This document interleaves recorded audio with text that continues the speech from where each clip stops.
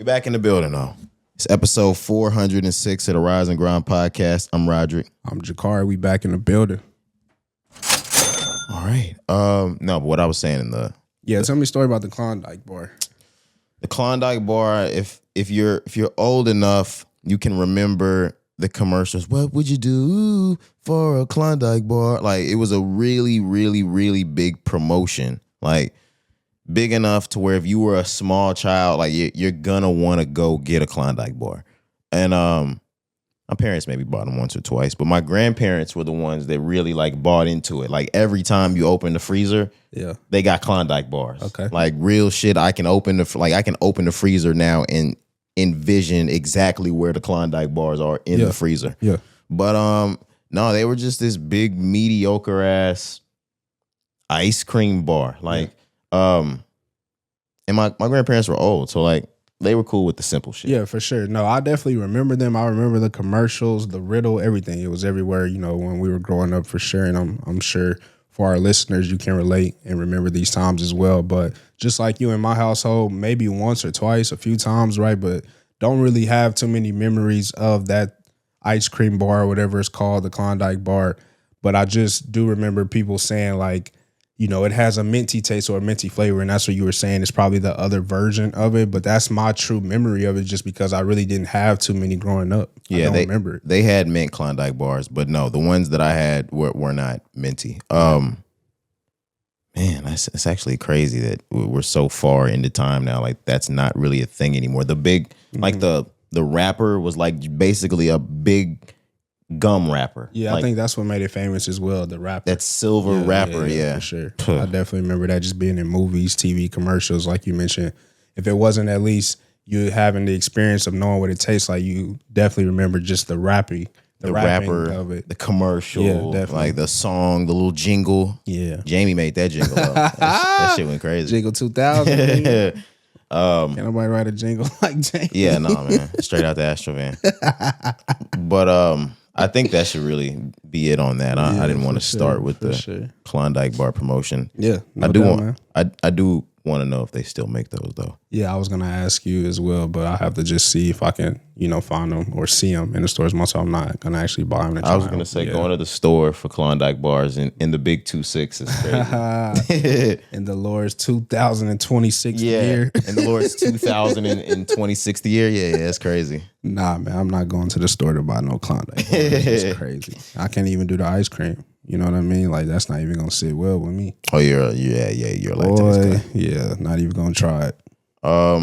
Yeah, you ever thought about like, doing the make your own ice cream thing? You don't have to get the expensive one now. As soon as I bought the expensive as fuck one or got it as a gift, I was walking through Walmart and I saw they had one. That shit was like $40. Oh, okay. And like I have to freeze mine for 12 hours and then like it'll make like I can put it in the machine and make it. Okay. This shit makes in like 35 minutes. I was mad as fuck. I'm not gonna lie, I was mad as fuck. Hey man, this new technology. But no, to your question, I haven't really thought about it. I've obviously listened to your stories and seen like, people online making it. So I know it's a definitely fun experience, but I have experimented with just different variations of ice cream, like dairy-free options, like coconut milk, almond milk options, whatever is out there. So I do have, alternatives, but not being able to eat that real deal bluebell ice cream, bro, it just don't really get better than that. Ain't nothing like that cow, to be honest. Man, like I've always said that, like, is it the best health option? No, but like I can't know cow's milk. You have made a switch. Like you will do almond milk. Yeah, I'm fully. That shit is gross to me. But I don't really. So yes, you're correct. But more so, like when I was in high school, early college, I would eat cereal.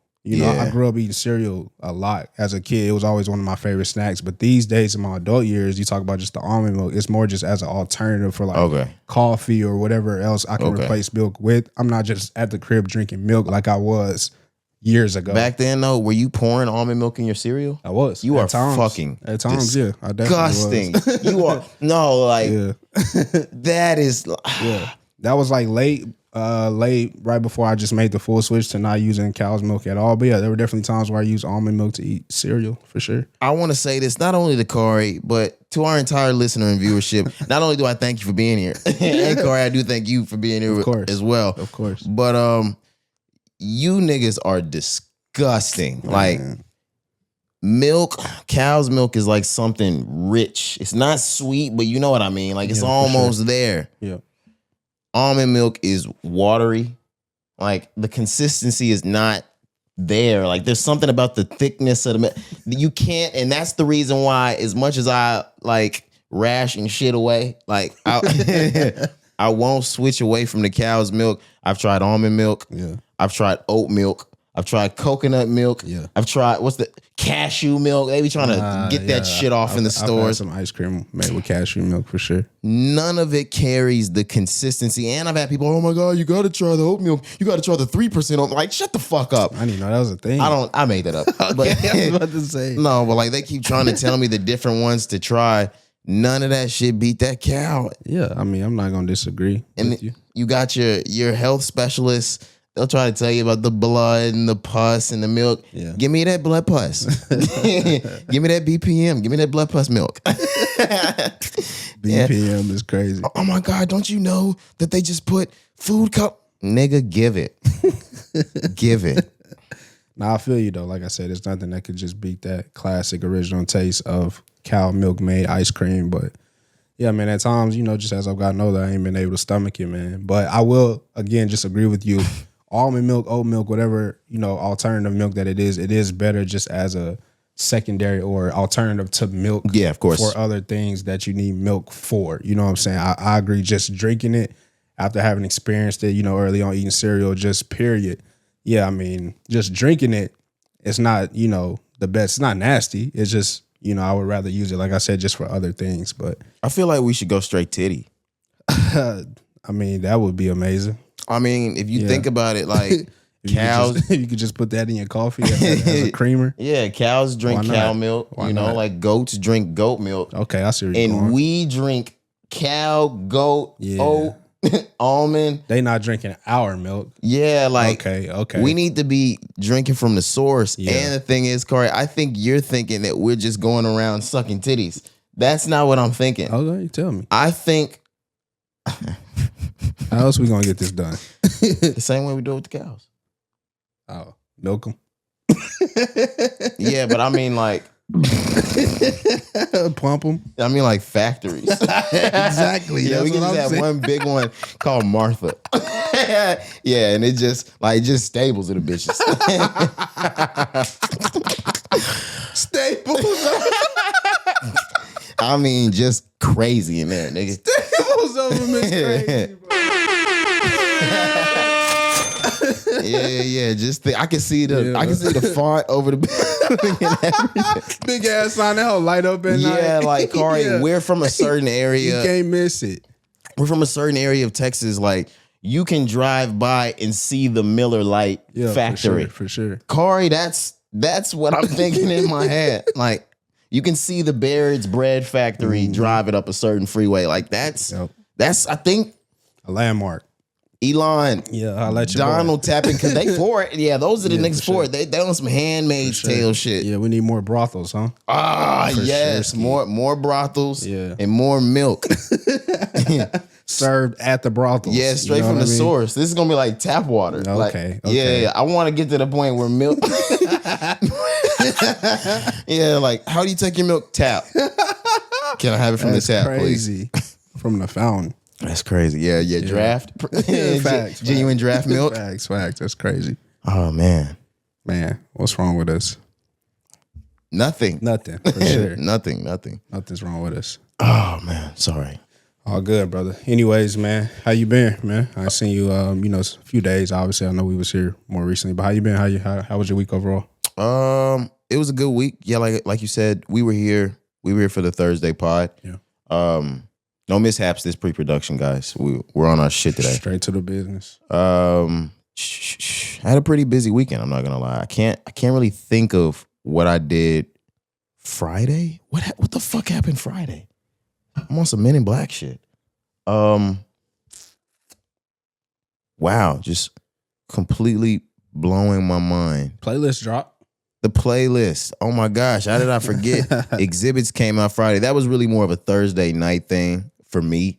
Everybody else got to see it, experience it on Friday, but Exhibits was a a Thursday night thing for me. But it was exciting Thursday night, going home, being able to switch that little, the little tab on Apple that's like show on profile and make available in search, like really making it available to everybody. Then I woke up Friday morning, got to do a little bit more promo for that. I got a heavy amount of like good reception from it. A lot of the guys fucked with it. I got, some personal messages about it from people. Good. I'm really excited not excited, like thinking about it like in that space. I was really excited for the whole thing. It was a good rollout. Everything that I really wanted to take place during it took place. I still got some more stuff to drop rolling out for it. The rollout's definitely not over. We just dropped on Friday. But yeah, I enjoyed that coming out. Saturday, had a whole little, date night type of night. I went to this place called Activate, and I guess it pretty much it holds different type of rooms. Like, I don't know if you remember growing up, there was this show on Nickelodeon where like the floor would make different patterns and then the patterns would go away. And then you would have to step on the squares and form the pattern like you were out type shit. Yeah, I remember that. That was one of the rooms. There was like a straight basketball hoop room. But all of it's like digitalized. It's really crazy. They got a room where like lasers are coming at you, or like you got to step over different lasers. It was really like a fun date night, like adventure type of shit. Yeah, like an interactive experience. Yeah, basically. Yeah, sure. Did that. Then I rolled over to Cheesecake Factory. Shorty's not tripping on Cheesecake Factory, Love my girl for that too, man. Yeah, man. We stay there. She was looking at me. She was like, oh my God.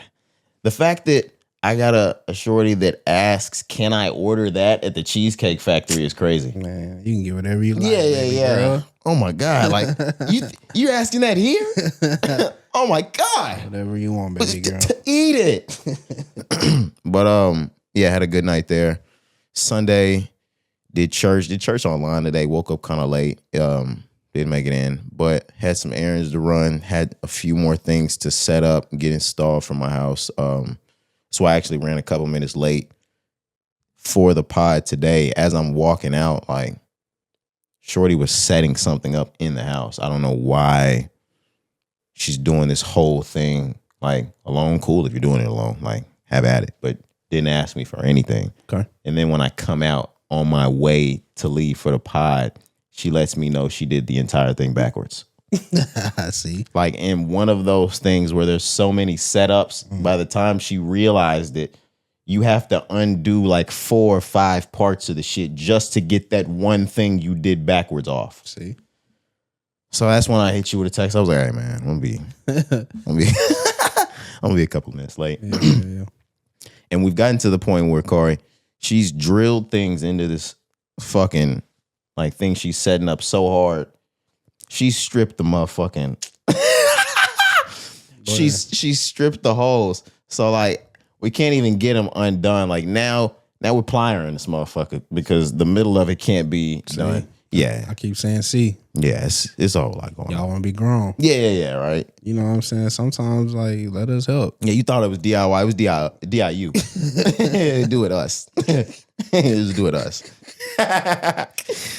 Put a T, do it together. Yeah, that was dit. That was supposed to be dit. Yeah. But got that taken care of. Came over here, It's time to get to the business, man. Word.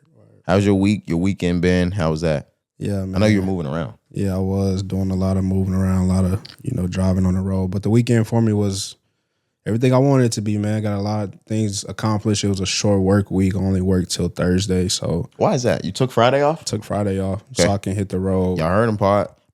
Come on, dude. God damn it. We're in March. No. We're in March. Add it up before you go on. How many days have you already taken off work, Cari? Maybe like 6 days. God damn.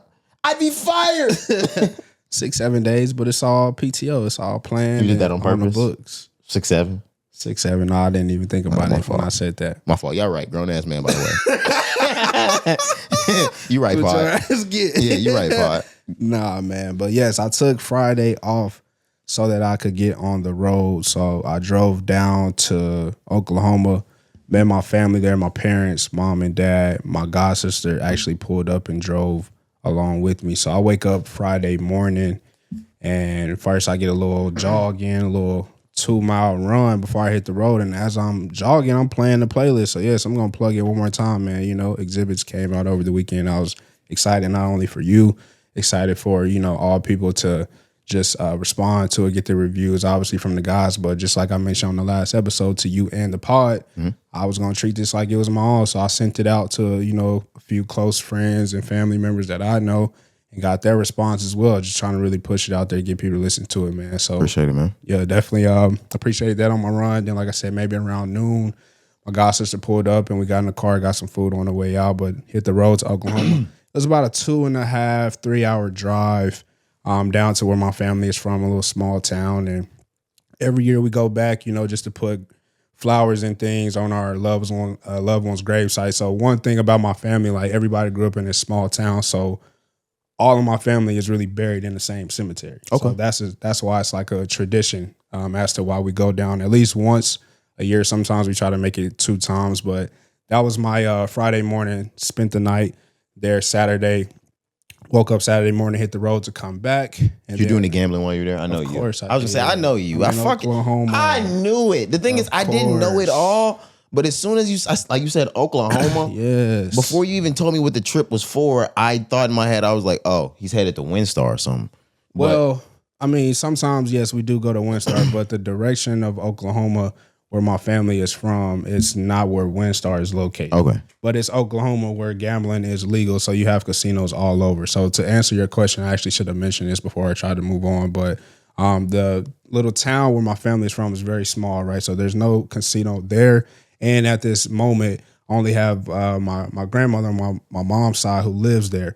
So it's just a small crib. You know, we don't want to just stay there. It's just not too many places we could sleep. So you stayed at a casino? So about 20, 30 minutes away from the town where my grandmother is, where my family's from, is where we actually stay. And we stay at a hotel/casino. So yes, I'm spending the night, but I'm sleeping in a hotel bed. And attached to the hotel is a casino. So yes, to your question, my family and myself went down. We did some gambling. They hit the slots. Of course, I hit the blackjack tables. And this is actually my first time gambling this year. Okay. In January. Because you're an addict. I'm not an addict. But it was fun, man. I ended up losing like $200, you know, from the time I was there from Friday night to Saturday morning. But it was fun. You know what I mean? Again, my first time this year. I'm really not trying to be gambling a lot. So again, this is March. I've only been there one time, bro. I'm really not trying to be gambling a lot. Do you know who says shit like that, Pod? Gamblers. Gambling addicts. Nobody's an addict, man. No, there are some addicts. Yeah, I'm saying me though. I'm not an addict. I'm far from it, I promise you. Okay. But anyway, so the next day, make my way back home, right? Hit the road Saturday, I think about maybe 10:30. Get back home, you know, roughly around noon, 1-ish, and just relax for a little bit before I jump back on the road to go link up with Hoppy. So we had something planned maybe like a week or 2 prior. I knew I was going to be, you know, going back and forth to Oklahoma and then coming back home. So I was like, hey, Saturday I can be free. We linked up and, you know, just did another photo shoot. He made a whole different spread of foods. I think like 3 different plates. And then, of course, I just took pictures and, you know, we just kind of chilled. It was Saturday. It's March Madness. College basketball is on. Mm-hmm. The Players Championship at Saltgrass is on. So we was watching that as we were recording and filming some things. So, yeah, just a really creative day. You know, I always love those days. Like I've been saying the whole year, every chance I get this year to create, nigga, I'm going to create. So that was Saturday. Super fun. Made my way back home. Woke up Sunday, did a few more chores, did some cleaning up around the house. Again, watching the golf tournament. And just preparing for the pod, man. So now we're here recording, but overall I feel good and ready again to have another busy week. Got some more things obviously upcoming this week that's going to be busy, especially on the weekend. For sure. Yeah, but I feel good, man. I'm happy to be here and ready to dive into this pod, brother. Yeah, I feel the same way. You ready to speak on music? Let's do it. I got a little bit of an intro first, Corey. All right. How do you feel about this entire conversation on social media, Twitter specifically, but it's made its way to Instagram, that if you go to jail, you should spend your time in general population as opposed to having the option of protected custody PC. We saw Boosie post an entire list of rappers that spent their time in Gen Pop. Yeah. And he basically bashed the other side that takes protective custody as they get into jail. Okay. How do you feel about this whole space? Yeah, man, I did see it. I'm glad you brought this up because I honestly forgot about it. But over the course of the last couple days of the week and over the weekend, I did see this conversation jump. So to answer your question, man, I think it's stupid.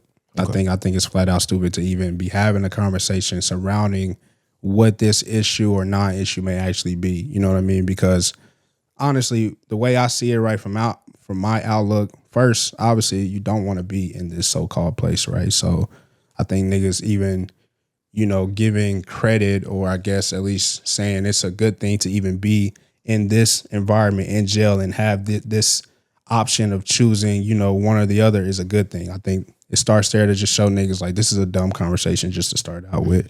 And then as we move into the conversation, as we get deeper into the conversation, and the gist of the conversation is whether or not you're tougher or you get more credit or whatever the case may be, if you choose one of the other routes here, again, it being Gen Pop or PC, right? Protective custody.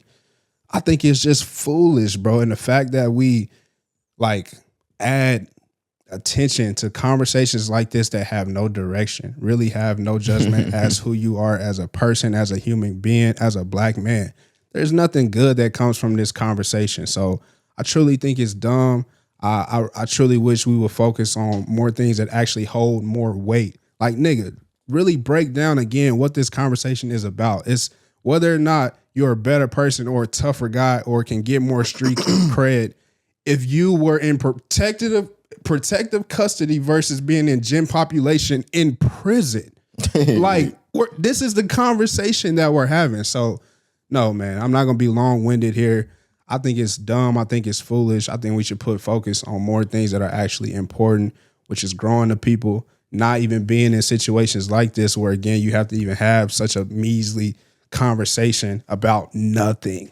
It's nothing really that we should even be talking about here, in my opinion. But what are your thoughts about it, bro? Tell me how you felt when you saw this news circulating over the past week. I do think it's stupid. I think it's a stupid argument. And I really only wanted to talk about this to highlight the stupidity of it. And I'm not going to be nice about it in any form and fashion. I think the jail mindset is retarded, and not like in a negative way. I mean, like, it's really a slow way of thinking.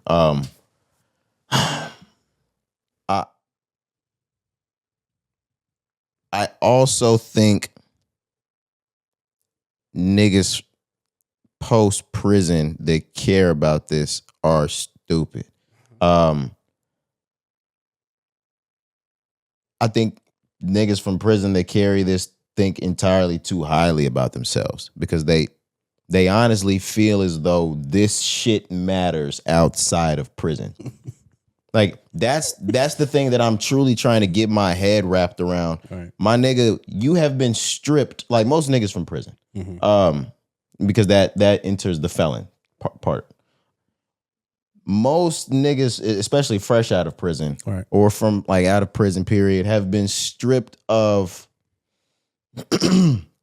rights that are given by the United States of America, whether it's your passport leaving the country, whether it's you being able to vote at the local or the nationwide level. I don't even care about, like, nigga, you can't even contribute to society. You think I give a fuck what is respected by a nigga from prison? Right. Like, I don't even respect you.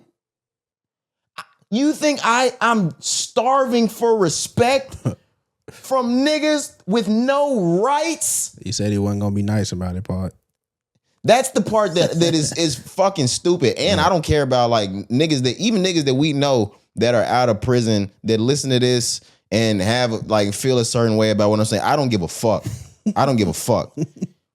that PC versus like Gen Pop shit. Number one, I get the argument, the street argument. Nobody's saying they don't get it. We get it. You're harder if you can go in there with the fish of everybody, or like in the fish tank of everybody and make it out. You can rumble in the jungle with everybody. My nigga, if I know they take lives and assholes in that bitch, and they've offered me a dorm to my own, what am I proving to you, bitch ass niggas? I get it too.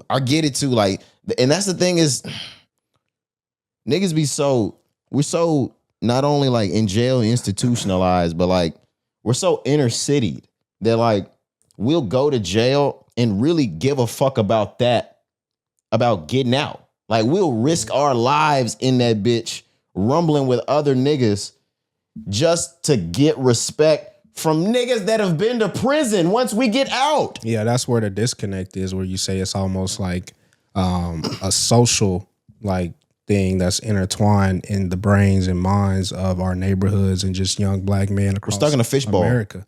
Like you said, like some would rather to gain notoriety or to gain trust of your family and loved ones or to gain such ranking and status, we would think in certain situations that means maybe going this route, a more positive route, infusing or having an effect on your family members in a positive way. Give it back to your community. You know what I'm saying? Doing things that really hold weight, that really mean something, that really make a difference. We would think more guys would go that route to gain that respect or to gain that rank.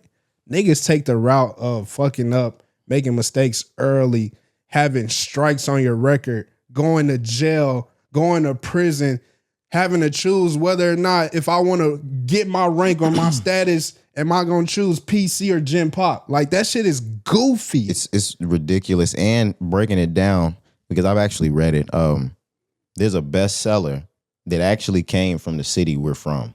It's called Life Inside the Fishbowl. And it literally speaks to the exact thing that you just talked about. Like if we're in a fishbowl right here, like we will literally spend our whole lives, fuck our whole lives up, waste it, like trying to impress the people out, like inside of the fishbowl that we're worried about, not even realizing not only is there a way bigger world outside of the fishbowl, but nobody gives a fuck about that outside of the fishbowl. Yeah. Like nobody gives a fuck about what you're talking about. And to mainstream America, to the masses, we looked at that shit Boosie was saying, and we love Boosie.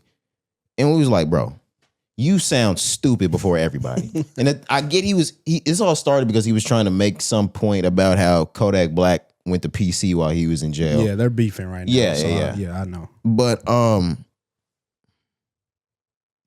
you just sometimes show how smart you are, trying to show how smart you are.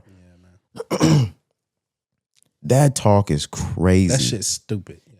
And the thing is, even if it was a valid argument to be having, you're on the wrong side of the argument. Yeah. Because like you said, when you broke it down, like, why wouldn't I want to take this option when I know these things happen here? Bro, they stab and murder and ass stab niggas. Like, you're going to get stabbed with something somewhere. Booty bumps. Yeah, like I'm not getting dick stabbed. It's not happening. And I'm not getting actually stabbed either. Put me in the dorm by myself, especially if I'm notable enough to this country that they've given me this option. Right. Like, nigga, they set a... Think about that shit. You went to jail and they set a dorm aside just so you wouldn't get stabbed to death. With your name on it. And you like, nah, nigga. I'm cool with this stanky ass bitch full of niggas over here. Put me over yonder. I heard a jail call with Lil Durk just maybe a couple of weeks ago, and his daughter was on the phone. She was doing this prank, I guess she saw on TikTok, and they were all telling her, I guess, to call Durk and tell him like, hey, Dad, like I heard you were in there in PC. And Durk really just bust out laughing. He was like, no, who told you that? He's like, no, that's what they do when you're scared. I'm not scared, baby. You shouldn't do that no more. Yeah. All right. But even Durk, like, yo, Durk, go to PC. Now I do know Nick T.I. went to PC. Of course, Wayne did. Lil Wayne, I was gonna say Wayne with the PC. Like, but it didn't make him less gangster. Like niggas was being smart about it. You know That's just so crazy. Niggas, Like, niggas will get in there and be like, nah, I want to be with everybody else here in prison. yeah. I don't. I don't. Yeah. Cari, like imagine having a toilet to yourself and be like, nah, I want to shit next to him. Shit next I want to pull my pants down and shit, staring at this nigga. Why he on the top bunk? Like, it's even worse if I got the top bunk. Now I'm shitting, he right there on the bottom. This nigga's face is by my shit. Yo, And let's flip this. that place is crazy. This guy has to shit while I got bottom bunk. Right. No! PC! Guard! Oh my God. Yes, guard for sure. Niggas be so institutionalized, bro. Yeah. I can't. Oh, man. Moving on. Hey, for y'all my niggas is stuck in the box, locked up and watching the clock. That's what Kodak said. Yeah. Not all of them, but. Wish the best for y'all, man. I don't even try to be funny, like real shit. That's when we started talking about like the bunks and how close the toilet is and proximity. Yeah, that shit like started to register. I'm like, bro, this shit terrible. Like, I could be asleep. Right. And you have a heavy enough shit, like the toilet water hit my face. Come on, bro.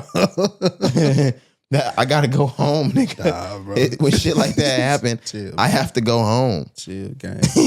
That shit crazy. Oh man. Yeah, that's wild. Nah. Don't get hit with that Glock dookie. Forgot about that. Now they gotta call your moms.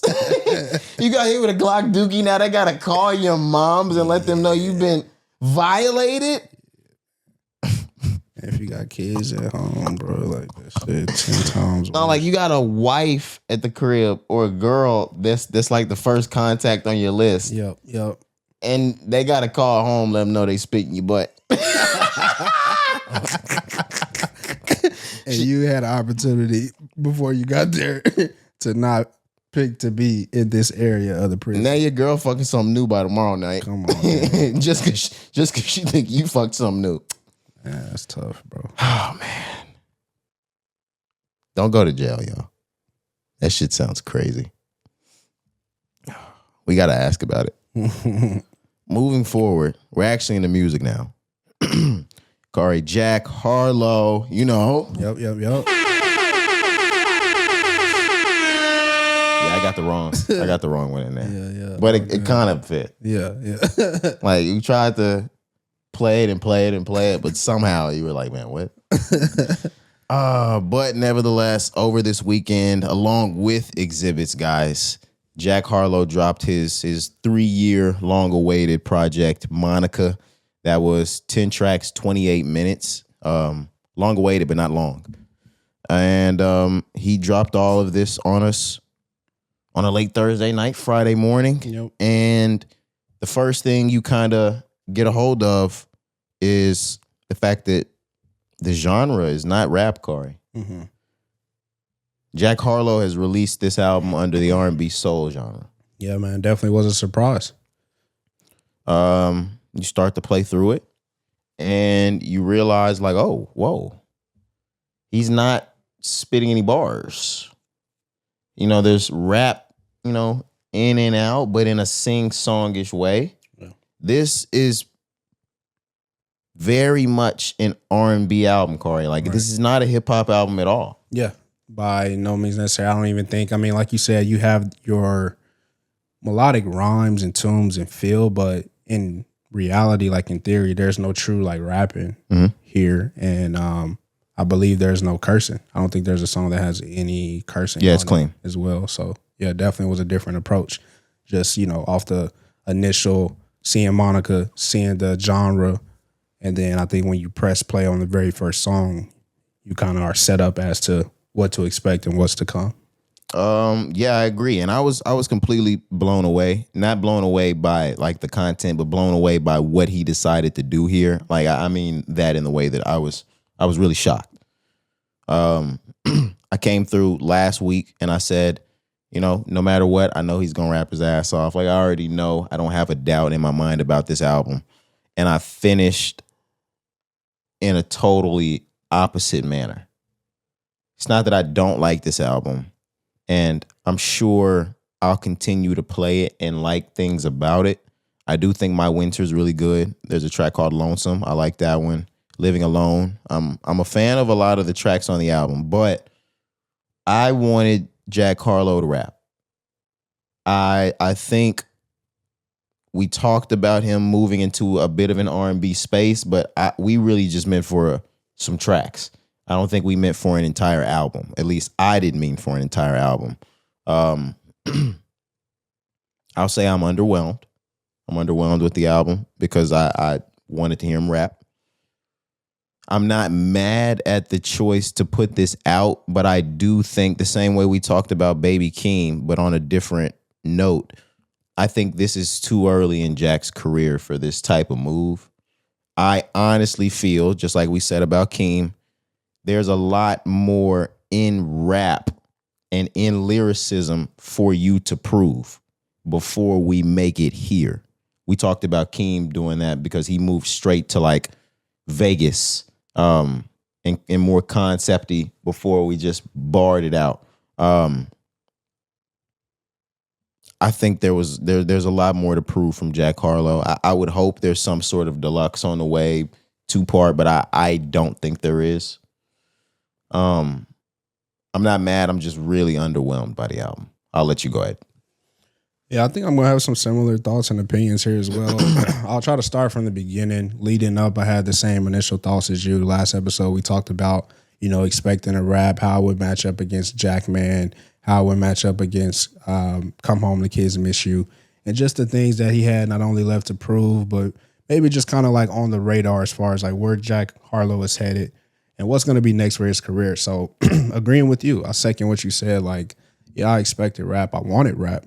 I was looking forward to hearing the rap. I was looking forward to hearing him, really attack it from a lyrical ability, attack it from maybe even a storytelling ability, but just come, majority rap here. Like you said, we can't always expect to have the flips, the R&B, the blends, maybe even the catchy TikTok music. That's what Jack Harlow has shown us. Mm-hmm. Once we get to this album, though, Monica, press play, and like I said from the initial song, the very first song, Trade Places, it's kind of letting you know, like, hey, this will be R&B. This is what you can expect. So just be ready, prepare yourself. So I would say for me, man, I like the album. I actually think it's really good tracks, really good R&B tracks. Here I'm going to go through the list of some songs that I like first. My Winter, I think, is a very great song, like you mentioned. Living Alone, I think, is a very great song, like you also mentioned. Against the Grain, I think, is a very great song. Trade Places, like I mentioned already, the intro, I think, is a really, really good song. But just like you, bro, I think this is cool. I actually like the idea. I like guys being willing to, take chances. And if you see pockets that you think you can excel in, and maybe if you, are also planning and trying to set up things that maybe you look forward to later in your career, by all means, like I would never try to stunt somebody's growth. So do I like this concept? Do I think Jack can be successful here? Of course. But I'm going to say in second what you said, like, bro, we still need rap from you. No matter what this is here, and no matter how good it sounds and how successful it may be or become, we still need rap. So just like you, I love this project again. Like I'm really enjoying it. I think it's great here, but it's like, what's next, Jack? Like, bro, you got to show us rap. You know what I mean? You can't necessarily go away from this, and that's going to get to the next conversation as we get into like feedback as well, and just what the media and things are saying now. But good, because I haven't seen anything about it, bro. You're still a rapper, so next has to be rap. Like, bro, no matter what he does next, it has to be rap. You no longer have an opportunity to do something different in Jack, man, right? Which was great. We appreciate it, but that was a different approach. It wasn't a commercial approach. It was a short project. There was no features. You no longer have a window to be to allow us to be left up for speculation, like we were here with this album. Going back to our conversations, like, okay, what do you think? What direction you think he's gonna go? Oh, are we gonna get this type of songs, this type of music? Nigga, from this point on, you no longer have that. it has to be rap. Whatever he does next has to be rap. But all in all, I think Monica is a really good project, bro. Like, honestly, I think there's a lot of, things that people are saying and people want to have the conversations. People jump different genres and all that, which I'm going to get into next, like I mentioned. But for me, just looking at this body of work, the 9 tracks that we get, the flows that we get, the R&B and just feel and sound and rhythm of this track, I like it. I just know moving forward that this is not Jack Harlow's career. He is a rapper. And moving forward, nigga, I want to hear you rap. What if his plans are not to rap? Then it just changes his whole outlook as an artist. But I mean, like for this moment, for me, he's still a rapper. Oh, I get that. So I don't expect. I'm saying that to answer your question. I don't expect that that's on the radar. That moving forward, all that you can expect to hear is Jack Harlow R&B tapes. No, I don't think that's the case for him moving forward. That's why I'm saying, like, this is cool, but I think and I'm talking to Jack Harlow, I think you're a rapper and you should continue to rap moving forward. What if and I'm not saying that this is his route, but I honestly did step back and think, what if he took a step back from rap, to see what life outside of that could look like? Yeah. Because not only is he a big rapper, but he has the favor in this industry of being white. Cari, he could be a pop star if he wanted to. He can make pop. But this not pop. I know. I'm saying, like, we could take a step back from rap here to start experiencing other things. So then the next time I drop, if it's not rap, it's not even going to look weird anymore, because the last shit I did wasn't rap either. Maybe. But I'm saying for me right now at this moment, I don't think that's on the brink or on the radar. But I mean, yeah, it could happen. And if it happens, we just have to live with it at that time and kind of see like how I feel at the time. But up until now, I haven't even had that as a thought. Like, I looked at this project when I was listening to it over the weekend. I was like, it sounds good. I like it. I think there is something here for him in this space, this R&B sound. But moving forward, I'm like, I'm not even going to start thinking as to if this is what to expect moving forward. I just didn't have that thought. The only reason why I had the thought is because it did sound good. I was like, damn, this nigga could be like a little like not sing as good John B. Like, this nigga John B this shit if you wanted to. But I just think it's gonna be pretty hard, especially if he decides to take another break from rapping the way that he did. You can't give us your last album of rap because he's not that popular in rap. He's a big figure or because polished, he's a white rapper, right, and he's huge. Right. But in this game, he's not very much respected. Of course. Cari, he can't drop his last rap album in 2023 and not show up again to rap until 28. Like, we're not gonna give a fuck. Yeah, I agree with that. Which is why. So he got you're spinning back this year or next year. Yeah, I agree with that.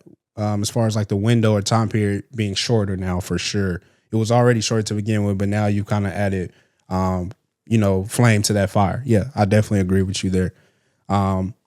And if it comes within the next year or in 28, like, I feel like, again, no matter what it is, if that's still what he wants, right? I know what you're saying. This conversation moving forward for Jack Harlow, it may not be to be respected as the so-called rap greatness of other white rappers before him, right? Or at least just be respected as someone who can be dependent on for producing and developing great rap in this game today, whatever it may be for him in the rap and hip hop space. Maybe that's not something that he's looking to accomplish as much as he was early on in his career. Because again, if you look at early Jack Harlow from the mixtapes to the first couple of projects, it's strictly like big records, hit records, pop ass records. And then you get tapes like Jackman and Monica back to back, which are so far from that. Maybe that's not what he even wants anymore. He doesn't have that option.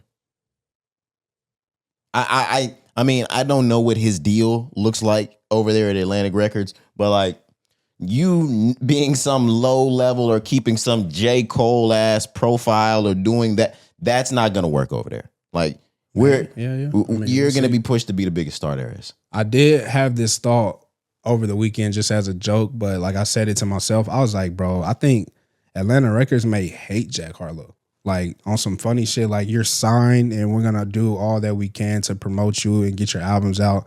and love that your name is being repped and represented by our brand. But in theory, when it comes to making money and doing what Atlantic Records does to their big artists, they probably hate Jack Harlow's approach because he does whatever the fuck he wants to do, as we can see, as we can tell from the last two projects. Like I said, it was really just a joke. Obviously, I'm sure there's a good relationship there, but it would be funny, you know what I'm saying, whatever his contract or whatever his really deal is, once we get to the end of that, what happens from there when it comes to these two parties here. That would be interesting. And I know you already said no. I'm just, kind of revisiting. 3 big albums, because we had the first one, I forgot the name of it. You got he's in the car with the girl. I remember everybody making a big fucking deal because the girl's leg was black and shit. You don't remember that? Yeah, he's no stranger to controversy. But that one was called That's What They All Say. That's What They All Say. Come on, the kids miss you, Jack, man. And the transition, like, you don't. And then the R&B, that's what I meant by the transition. Nothing to you is like a little Post Maloney? No. Okay. I'm not saying it is. Yeah, I know. I'm just answering the question. I don't think so. Not at this moment. Okay. Because we probably wouldn't have thought this would have happened to us when he had the golds in and shit either. When he had what? when Post had the golds in and shit.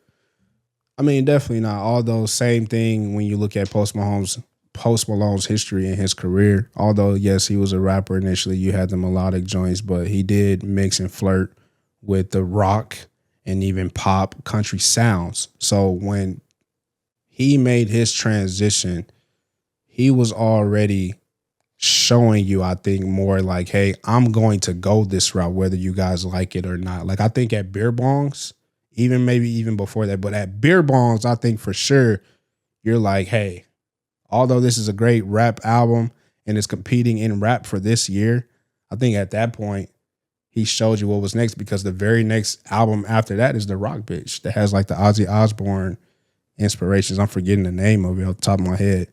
But I think like the very next project after that was rock, pop. I don't think it was rock. I think that was when he had the baby and shit on it too. Hollywood's Bleeding. Yeah, it's not. I mean, it's rap, but there's rock all throughout. He did have Ozzy on there. Yeah, Halsey, all throughout the album. But to your point though, no, I just don't think this is what is to come next or expect from Jack Harlow. I think this is him again, just at this point in his career, whether you think he has earned this right or not, whether the relationship over at Atlantic Records is like this or not, I think he's truly in a space where he gonna do what he wants. He's creating music that he wants to create. He talked about how he scrapped what was to be the rap album, the rap project to come after Jackman, just because he wasn't feeling it no more. So he scrapped it. And then that's how we even get to Monica. So again, like hearing things like that lets me know like rap is still where he's at and where he wants to go. And this was just something that he kind of made on the side. Yeah. And just fell in love with it. I'm gonna be on like the same type of thing you said. Like this album's good, but like you gotta rap. And if I'm being 100% honest, this is not like a Drake type of situation for me. I like your album, but I actually don't want to hear you do this ever again. I want you to rap. Cool. Like if this is like his Jesus is King, and then he can go on rapping and adding little hints of that same stuff into his style, yeah, cool. But I don't ever want to hear you do this for 10 songs ever again. Okay. Even though I like it. I don't want to hear Drake do Honestly Nevermind for 10 songs ever again. Yeah, exactly. And I really like it. That's what I mean. Yeah, same. I would definitely say that in comparison. I don't need another one of those from him. Yeah, like I don't want you to do that shit again. But cool. But this shit sound good. And if he did do it again and it sounded like this, I wouldn't be mad. No, I'd be mad. If it comes after something else rap. Again, if it comes right after this, I'm pissed. Yeah, if he do another R&B album. Right, I'm pissed. I'm not gonna lie to you, Car. I'm mad either way. Okay, like, that's fine. I can understand. I'm just saying for me right now, again, just speaking in terms of this moment, because I do really enjoy this project, think it sounds good. I expect rap to come next, want rap to come next. If rap does not come next and we get another R&B cut next, I'm pissed. Yeah, see, and here's where I get controversial. Dude, you're already a white rapper. Nigga, we have plenty of other R&B artists. I don't need none of that R&B shit from you, my nigga. We have niggas that do that not only like in plethora, but at a much higher level than you. Are great at it. Yeah. Nigga, I get you love black people and black music. Like, I don't need this from you. Yeah, a whole project of it. I know what you're saying. I agree with you. I don't need this from you. I'm not looking for Jack Harlow to be the guy that I look We didn't even need you to rap. In that space. Yeah. We didn't even need you to rap. Yeah. You just happen to come in and be really good. Right. Don't move over somewhere else that not only do we not need you there either, you cannot even compete to be the best over there. Yeah. You cannot even compete over there. I would agree. I would say, again, just in terms of what we're both speaking here, don't expect to stay over there. Yeah, like that's all I would say. You can't compete over there. Yeah. All right, sorry. And that's what I'm being honest the whole pod. Like I was holding that for a second because I was like, man, damn, he's gonna sound racist. But fuck all that. Love the project though. I'm sorry, go ahead. No, I was gonna say I just in a lot of different ways besides just the ear that sounds good, I don't need to hear that anymore. Okay. Gotcha. I was gonna ask, did you see the interview? I believe it was with New York Times. I saw parts of the interview. That's why I said what I said about black music. Good. And that's why I want to kind of to segue and transition there a little bit as well. But yes, the headlines that are going out, there is a quote from Jack Harlow in the midst of this interview where he does give an answer or at least speak to this so-called conversation that we're having. But he loves making black music. The quotable line that's out there is Jack Harlow said from his own mouth that he got blacker. I didn't see that. And the concept of, creating and making this project. And this is the fucking problem. I'm sorry. And I like Jack Harlow. What does he mean he got blacker? So before you go crazy, give me a second. Let me explain this. Like situation. Genetically? Give me a second. Let me explain. He did ancestry and shit? Hell no. He sold his DNA. So look, bro, this is one of those situations where, bro, like we talk about just media and why headlines and doing your own research is very important. I'm going to lead and start with that because if you're just looking at this headline and you're seeing bro dressed with the fucking hats that look like the shit Music Soul Child used to wear back in the day and Most Def, and then you see the R&B project that's titled Monica. And he's telling you he got blacker. And he's telling you that he's black and loves black people, always love black music. And then you see this headline that say, I got blacker. Of course, you're going to feel some type of way. So I'm not trying to discredit that, feel that, take it in, soak it in, do whatever you want to do with that shit. But I lean to the other side when I say we always talk about do your own research before you make a comment. Go read things, do your own research, watch videos, whatever it may be. So I took the time upon myself to actually watch a few segments of the interview from start to finish. I didn't finish the whole thing. But I do want to say in this moment, in this quote here, this is not to defend Jack Harlow by any means necessary. If y'all want to hate him, fuck him. So, it's a white man, fuck him. If y'all want to hate him, you're going to hate him. But really, in this part here, it really wasn't what people are trying to make it is, bro. And I just want you to know because you're doing this, you're going to go down with him. And I will, because if you watch the interview first, it's two white guys that are interviewing the white rapper Jack Harlow. And this same conversation that we are having right now about him maybe diving into this other area and having these so-called black love and all that is white man trying to ask him a question about this, but not trying to sound racist themselves. So I only say that to say they're dancing around the conversation so much that it got to the point where Jack Harlow had to say, okay, what is the question here? Because they were scared to ask. And then so in the midst of this conversation, Jack just as a joke said it to basically say what they were scared to say, like, y'all are just trying to say that I took a black route. I got blacker here, right? Like that's really what Jack is responding to. So it's a joke in the way that he said it. I do want to make that clear. You can go watch the interview and make your own assumption, own opinion. But who was supposed to laugh, Corey? It really... No, I'm just it wasn't as bad I'm trying to get as they are trying to make it seem. But I say all that to say, I'm not offending the nigga at all. If y'all want to hate him for that, hate him for that. But I think people are using that as a reason to form their opinion as to why Jack Harlow shouldn't be allowed to do this. I'm not going that route. You can't tell somebody not to love the culture, want to appreciate the culture, and step in a way that they think is something that will be appreciated by the culture. I'm not mad at Jack Harlow for trying this. People are saying like he's trying to invade the culture. He's a culture vulture. He's doing all this. I'm not having those conversations simply based off of this headline that y'all haven't even done the research on your own to even know if that's truly what he was saying or not. I was around during like the Clubhouse time when that first album came out and they lynched this nigga for that shit. Because it came out in 2020. I can just hear it now, which is why I'm over here laughing on my side. And that's why I said who the audience was. Like, I can hear the people on Clubhouse going like, well, who's the audience? And then we start talking about how the interview is 3 white men. And then the immediate response being like, so he said this, and the audience to laugh at it was 3 white men, no black man around to laugh at this joke, all right? Nah, no one laughed. Man, the Hebrew Israelites, they're going to eat this one up, Cari. Nah, trust me. Once you see the interview, you'll understand exactly what I'm saying. And they're going to kill you for it. Nah, brother. I think I'm fine here. Trust me. And again, it's not even to defend Jack Harlow. It's just to say like, hey, bro, like, just go watch the shit for yourself, because the headline, even me, I'm only saying this because initially, like, me and my girl, like, I'm gonna just tell you, I'm having a conversation with my girl. This is when I'm out over the weekend. So she's telling me how much she's enjoying the album. I'm like, yeah, I played it a few times. I'm enjoying it. I'm gonna get back and play it some more when I get the opportunity. But she's just telling me, and again, to this point, I haven't heard anything from social media. I haven't been on social media, so I'm not even seeing what people are saying about Jack Harlow. But she just tells me like he getting killed online for it.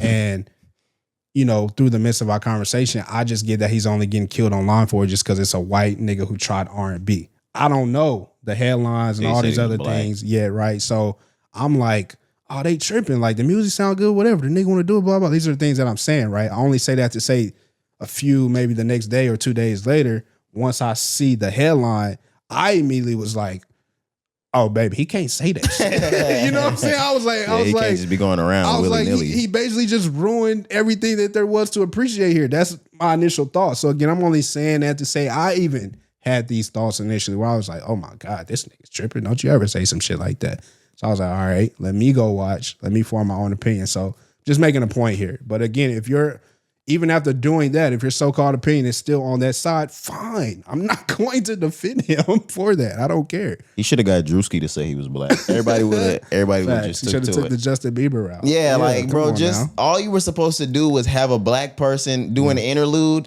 and then they call you black on the track, nigga. That's all it took. There you go. Lil Desi Banks. Yeah, there you go. They already used Drewski, and Justin Bieber's black now.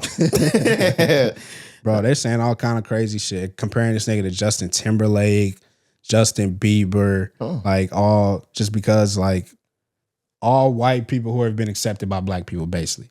So they're throwing him in the midst of these conversations and seeing how it compares. And as to defend one or the other, I'm not going to say who, but like people bring up other scenarios just to make their point seem more valid. So you're seeing Justin Timberlake come to the conversation. You're seeing Justin Bieber come to the conversation. You're seeing Post Malone come to the conversation as people are having these conversations about who Jack Harlow is and what he may be doing in this moment. All right, Cari. Jack Harlow, Justin Bieber, Justin Timberlake, Post Malone. Rank them. Rank them is crazy. In blackness. Like, or how much they're respected by the black community. Okay, this is easy. Justin Timberlake goes first. Okay. Justin Bieber goes second. Jack Harlow goes third. Post Malone goes fourth. Post Malone goes last because of the betrayal? Because of now. Okay, like, yeah, because he's doing country now. If we're just talking about his whole career and just what people have appreciated from him just at the times, then I think Post Malone jumps ahead of Jack Harlow because his moment in rap was way bigger than Jack Harlow's. Yeah, Cari, I feel like I'm still putting Post last, no matter what. No, I'm still putting Post in front of Jack for the moment. Yeah, that's what I'm saying. Oh, I said last. My bad. So in front of him, even now, okay. I still feel like Jack hasn't done enough yet to even get as much respect as Post had. Like that, even with the switch, okay. Like, cause you came in off White Iverson. Yeah. Like you came in off White Iverson. Cornrows. Gold's in. Yeah, maybe.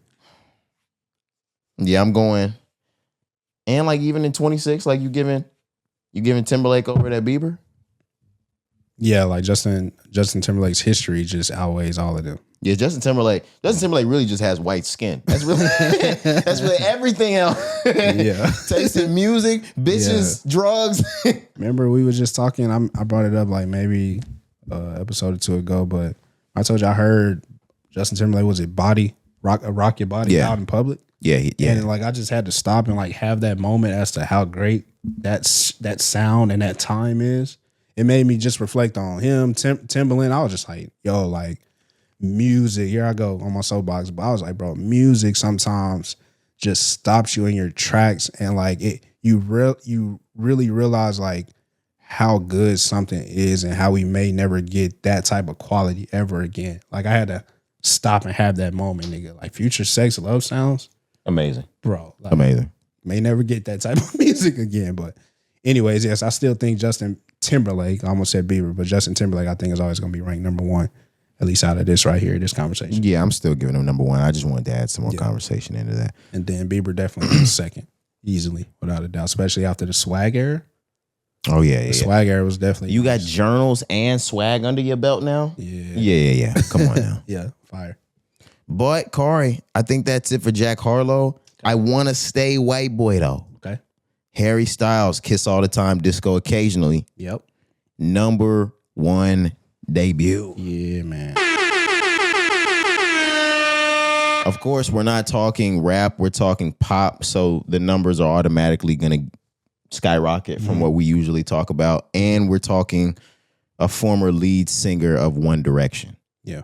He sold 430 first week, Cari.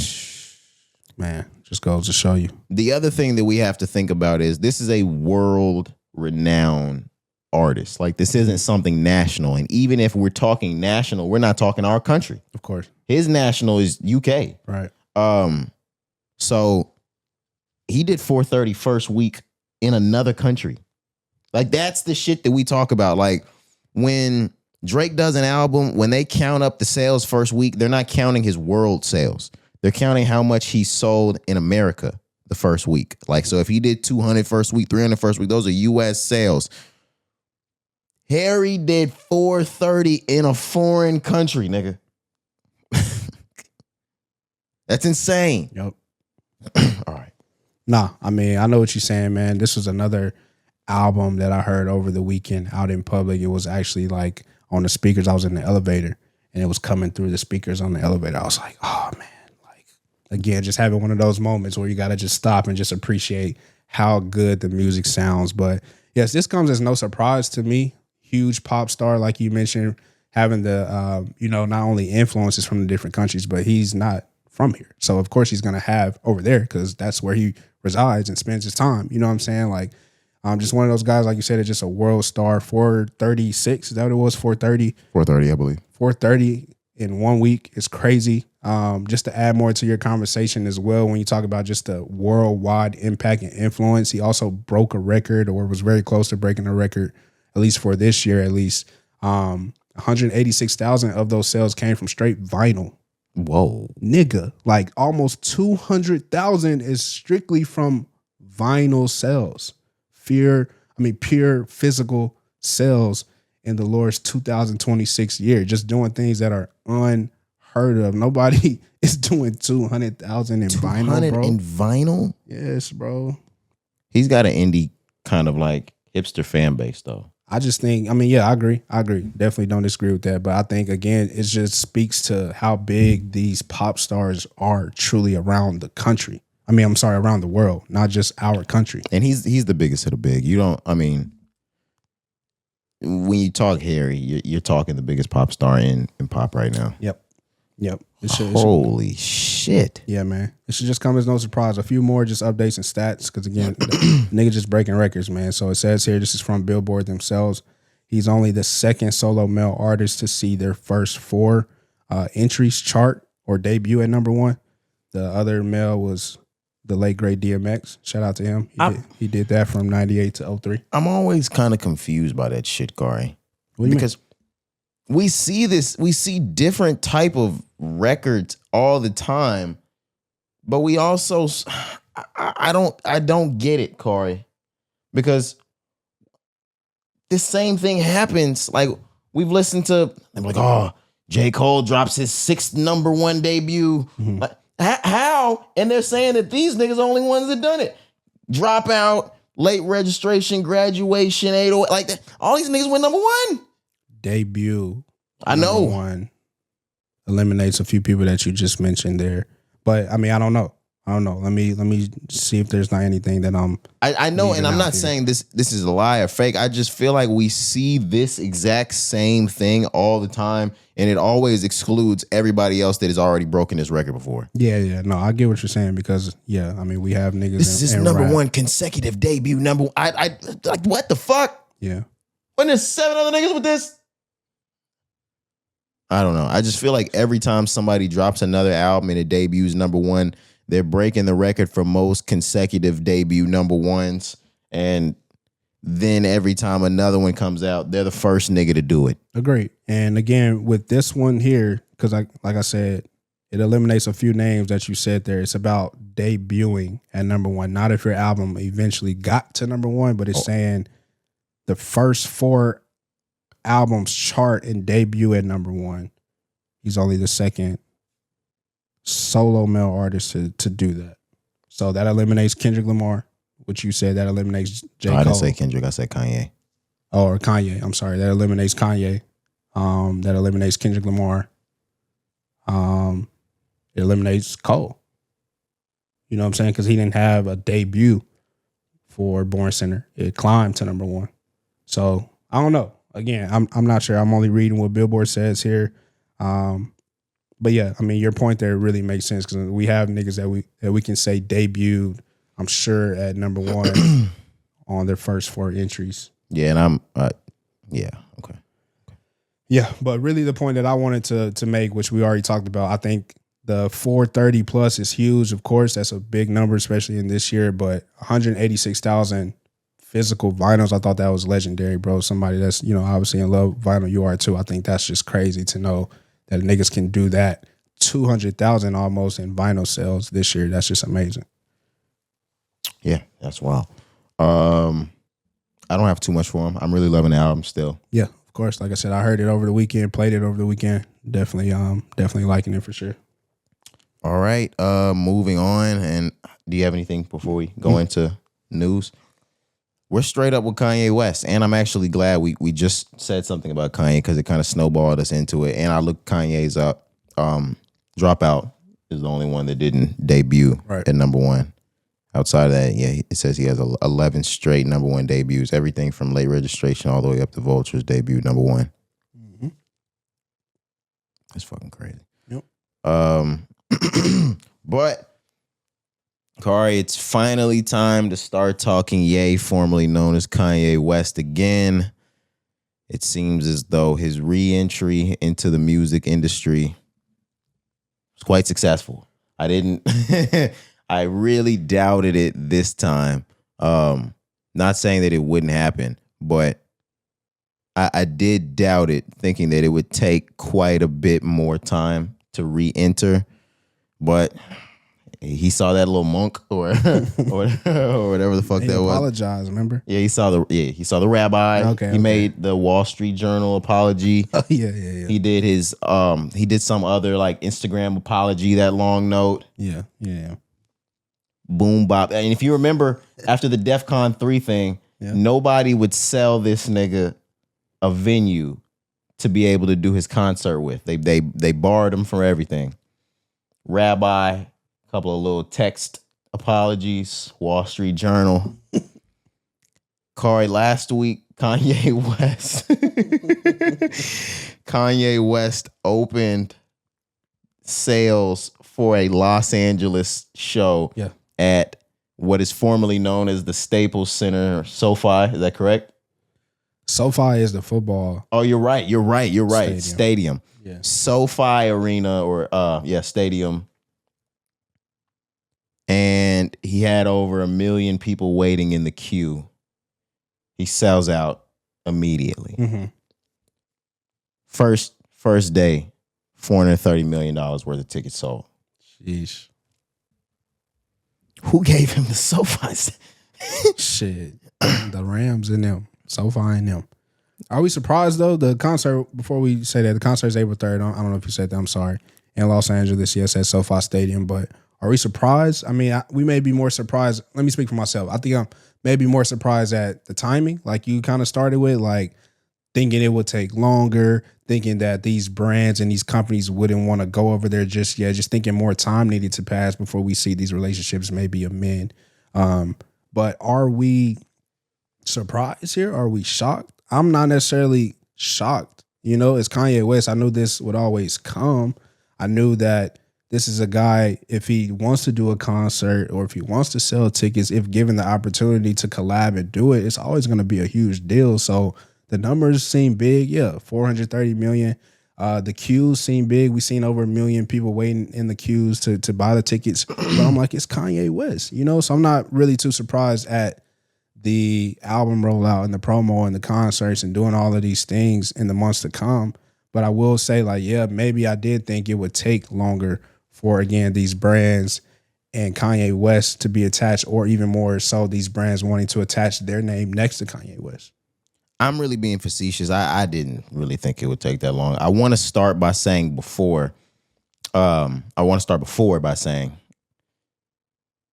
once he sold all of those tickets that fast, I believe it was 70,000 he sold. They seat 100, but somewhere between 70,000 and 100 he got off. He had an April 1st show, jammed up Ticketmaster and did the entire thing all over again. So he has 2 shows now. Same stadium? SoFi. April 1st is the second show that got added. But April 3rd was the first one announced, but it was so hot, they added an April 1st show, SoFi. He sold that bitch too. Wow. So we're looking at we're looking at what, 140,000 in 4 days. The reason why I didn't expect it to take long, and I was like I said, I was joking, guys, saying it would take time, is because everyone knows how hot of a commodity Kanye West is. And I'm not saying that because I'm a fan. I'm saying it because he puts asses in seats. He sells tickets. He sells albums. And he himself is such a big stir of controversy. It draws traffic anywhere. Mm-hmm.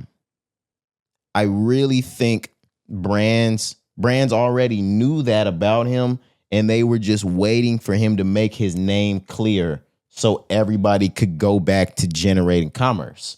I think there are some companies that have muddied their waters. Kanye's muddied the water with them. They've muddied the water with Kanye so much that they're not able to go back there again, which is why you'll probably never see Yeezy, Adidas ever again. You might never even see Yeezy, Nike ever again, but it looks more promising than Yeezy, Adidas ever looked. But no, everybody was just waiting to slap their name right back. Live Nation, all these concert venues, right, they were waiting to come collect the check again. Somebody made the call down, and they were like, hey, no Kanye right now. No Kanye right now. Go ahead and X that name off the list for 2024. And they checked on it again. They were like, go ahead and X that name out for 2025. He was checking the temp last year, though. Mm-hmm. That's why he started doing all these things early this year as well. When Live Nation opens up for you, when Ticketmaster opens up for you, you're good to go. Mm-hmm. If he sleeps in one of these places, it's a movie. if this place has been rented out, it's crazy. Live stream. But a lot of what's going on right now has drawn a bigger question across media, which is, does Kanye West have it in him to do a national stadium tour? The big thing is, though, the last ones that we just saw do a stadium tour across this country were SZA and Kendrick Lamar. You have the biggest rapper in the world paired with the biggest R&B pop star in the world. Can Kanye take this tour around the country alone and sell out stadiums? Sell them out the way he's doing at SoFi? Yeah, of course he can. But should he go on tour for 3-4 months? I don't know. You know what I mean? Because at that point, you're doing it on the back of the album, the Bully album. Let's just say we've gotten it by that point. Not to say that Kanye can't and will not perform other songs at this so-called maybe world tour. But at that point, I'm just saying you're building it and doing it off of the album. So let's just say Bully drops this summer like it's supposed to. Well, it's supposed to drop at the end of this month. This month. Okay, at the end of this month. And then we get the tour to roll out, late summer, maybe fall. Can he do it? Yes, Kanye West. Of course, he can do whatever he wants, but will it be feasible? Can I see him doing 40, 50 shows across the country and really sticking to it and doing touring and being on the road every 2, 3, 4 days? I don't know at his age and at this point in his career. This pocket for him right here works. And maybe he should just pick a handful of stadiums, the biggest stadiums across the nation, the biggest football arenas across the nation, and just do like 5 to 10 shows and just call it a win. You know what I'm saying? Like, if this is the type of traffic that you're generating each time for, just a handful of shows, that may be more beneficial for Kanye West with this whole comeback and rollout of Bully rather than committing to a 40, 50, 60 national world tour, in my opinion. But a bigger question on my side that I was asking, I think that's the media question, is we know this is Kanye West and we know how big he is. Mm-hmm. But let's start adding numbers to numbers to numbers. Can he sell out 80,000 in every city without an opener? Yeah, I don't know if I believe that. I don't know. Like, can he sell like because SoFi is 70? Can I go around and do the Grand National Tour and sell out every show and sell out every city, seating 80, putting 80,000 asses in seats off the back of just Kanye? I don't know. I want to say no slightly. Like, I think it's hard. And this is no like nobody's knock. Done it. Drake, yeah, that's what I was about to say. This is no knock to like saying the guy can't do it just because of where his career is now. I'm not even basing off of that. I'm just saying like the wear and tear, the expectation of really expecting 70 or 80,000 to 100,000 people to come to see Kanye West in every city across the nation. Probably no, you don't sell out the entire tour. So no, if that's what we're thinking here, no. You know what I mean? Which is why, like I said earlier, I don't even think it's feasible to even attempt to do it, because I just don't think it's something that even he needs to really show and really want to get credit for. Like I mentioned, just take 5, 10, 15, maybe even of these cities that you have a market. The reason why niggas go to LA and New York and places like that, Atlanta, because they know they have a market. He did, I think it was Atlanta back in the Donda era, right? When he did State Farm. Is that where Mercedes-Benz, yeah. Yeah, Mercedes-Benz, of course. Yeah, so you knew you would sell out there. Here in LA, you sell out so much, you got to add a second show. Like, I just think that's more of the route that seems more prominent for the guy in his late 40s. But if there's anybody that can do it, it's Kanye West. And do it alone. I would say it's him, Drake, or Eminem that would be able to really go on a national tour and not wear and tear, but I'm strictly thinking selling that many tickets and putting that many behinds in seats. From just rap is what you're saying? Without an opener. Just rappers though, right? Yeah. Yeah. We're not talking fucking Bad Bunny. Okay. Yeah, no, I just wanted to ask. But yeah, I mean, the names that you mentioned, they seem like some that can accomplish that feat for sure. That's hard to do, bro. That's what I'm saying. I added it. Say this is a 40 date tour. Right. That's putting 2.8 million asses in seats. Total? 70,000 times 40. That's 2.8 mil. Expecting to fill all those seats. Yeah, that's a lot. But Corey, the note that I was thinking while you were talking is we are also speaking on a guy that goes to great lengths to prove he is different than the rest of the pack. Yeah, of course. We might see it. Hey, I'm not mad if he tries it. Also do lean to believe this album does either drop at the end of this month or drop in April.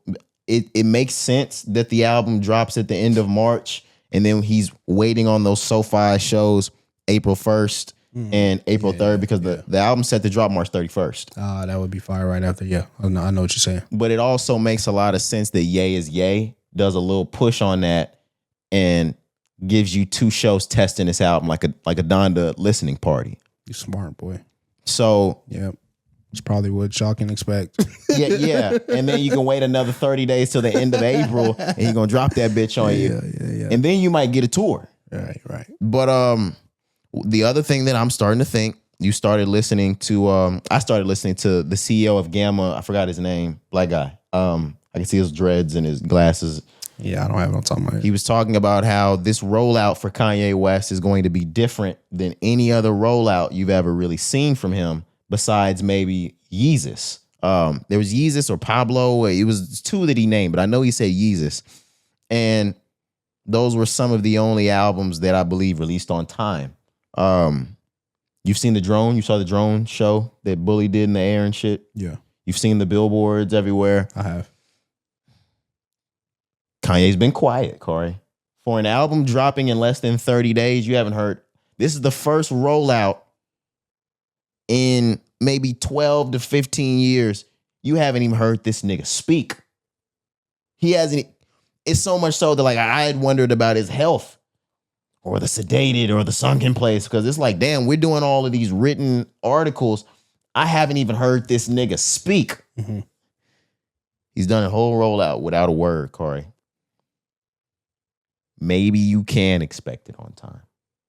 Maybe, and after all of what we've been through with Ye, and he's aware of that, maybe you do get it on time. Yeah, maybe so, bro. I mean, we just have to see. You know, history tells us we probably won't, but if we do, I guess we got to just enjoy it in that moment. You know what I sat back and thought over this weekend, Corey?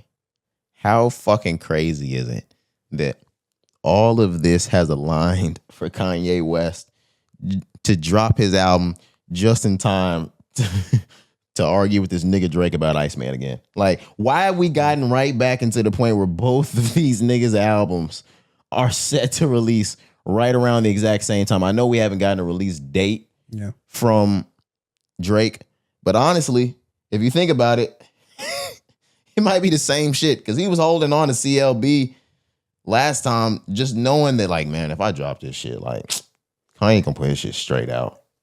Yeah, I mean, I don't necessarily agree with that this time around, just because all the times that you're speaking about, there was nitpicking at each other, shots being thrown at each other during those time periods, which allowed us to create a conversation about, okay, it's Kanye versus Drake, whose album is coming, who's going to say what on so-called album. In this moment, we don't have that. That's not what this is. This is Drake's return, you know, maybe responding to other people, the beef situation. Then this is Kanye just trying to get his name back in the game. But even so, if the albums do come around each other, if they drop around the same time, I just don't think we're going to be having the conversations that we had around Scorpion. I've already seen it quite a bit. I'm not and all that.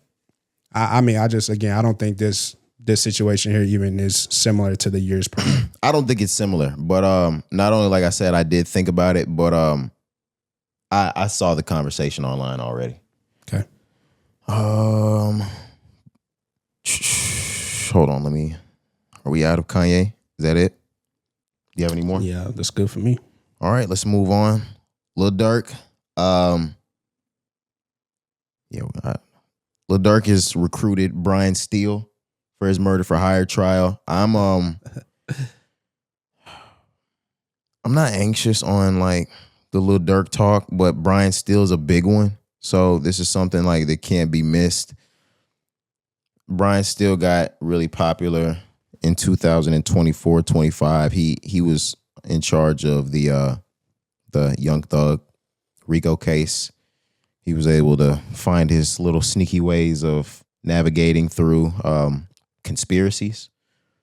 And in that time, he gained a great deal of respect and notoriety from the hip hop community. He's being looked at like one of the Rob Kardashian, Johnny Cochran type of guy in this period. So anybody in a great deal of trouble, especially in the hip hop community, they're gonna call on Brian Steele to see what he can do. Because it took a mountain to get that YSL shit taken care of. Of course. He was arguing with judges. He was arguing with prosecutors. He was getting put in jail and held in contempt of court himself just to show up for his guys that he was handling cases for. Correct. Yep. Everybody liked that. Durk likes it. He's been recruited for this team.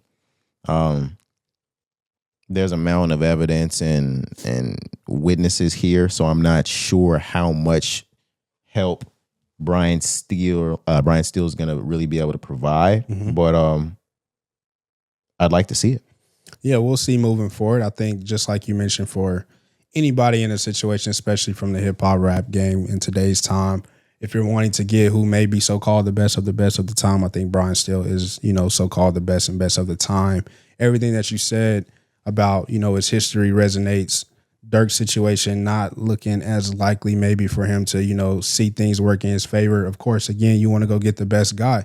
One thing I think as well that just adds to Brian Steele's, I guess history or his legacy here. One thing that he helped with YSL, Thug, everybody, that was involved with the YSL case was the prosecution's push of trying to use the rap lyrics so much against them. And Brian Steele focus is saying like, hey, let's not focus so much on the what ifs and what may come from the music, and let's really focus on the facts and the evidence that we have right here in front of us. I think that was something that he worked to his benefit, and that worked in the benefit of Young Thug and everybody that's involved in that case. So if I'm Lil Durk and I'm Lil Durk's family, and I'm knowing, again, that's Brian Steele's history, and knowing that he's in that same situation where although there may be more evidence this time, prosecution and judges are still trying to bring in that argument. Well, look, he said it right here in his rap lyrics. Why can't we use this? So again, I think it just all makes sense why, if I'm Durk and I'm Durk's legal team and family, why you want to go this route. Of course, not have the best of the best. I mean, of course, we want to have the best of the best represent us in this situation, but also looking at Brian Steele's history, he's fought this exact battle once before, many times before, but just more recently and won. Let's go get him. Let's see if this will work in our favor. We need all hands on deck here from Lil Durk. You think Brian Steele is at the level that he's not taking cases he doesn't feel like he can win? Hell no. Okay, this is a rap favor for him. Yeah. Okay. Thug asked him for this shit. Okay. Okay. This is a check clearing. Okay. Are you shitting me? Okay. So Brian Steele also knows this is an open shut case. I mean, yeah, I would think so. Regardless of what truly may be, the want behind it. But no, I don't think he's at that point where he's not saying yes, or even having or feeling like he doesn't have an option. But I think yes, because it is a rap case, that kind of adds to it. I'm still building a reputation. I'm at an all-time high right now in the rap world. Why would I say no to somebody who is as prominent as Young Thug was? I think it was an easy yes. The only reason why I feel like it's not the easiest for him is because he's going to be up there giving his spiel, and the person on the stand is going to be like, no, I know he did it. It's that guy right there. It's him. I watched him. He had the gun. Look, plaintiff, bring the gun out. That's how much evidence they got. Bailiff, bring the gun out. No, not that gun. The other gun. No, get the other gun. Yeah, it's gonna be crazy. We're gonna see. But I mean, I don't know, bro. Why are they dragging? My thing is, why are they dragging this one out? I get they have a lot of evidence. They need to just get everybody they have together and do it. I mean, you still got to make the evidence make sense. Again, you saw that with Young Thug's case. Like, nigga, they had shit ton of evidence as well. I'm just saying from a judicial standpoint in the prosecution, yes, you may have thousands and thousands and thousands of, data of evidence, but you still have to build a case. So I think that's why it's taking long, because they're still just trying to build the case and make their evidence make sense. I'm with you. Just due to some of the reports that we got, I feel like they've put together everything already. Sure, probably. I mean, I don't know, but yeah. They make it seem like all of their evidence was brought in like in chronological order. Like, oh my God, gun. The internet has bullets, for sure. Shell casings. Yeah. Oh, we got the body now? Oh, yeah. God, y'all, we got the body. Yeah, the internet has solved it. I mean, if you ask them. So yeah, why hasn't the prosecution solved it, right? I know what you're asking. But I don't know, man. These things take time. Maybe they're really trying to like leave without a shadow of a doubt that that's the guy. And that guy, unfortunately, that we're talking about is Lil Durk. There's not going to be any more being able to pin shit on King Von because he's dead.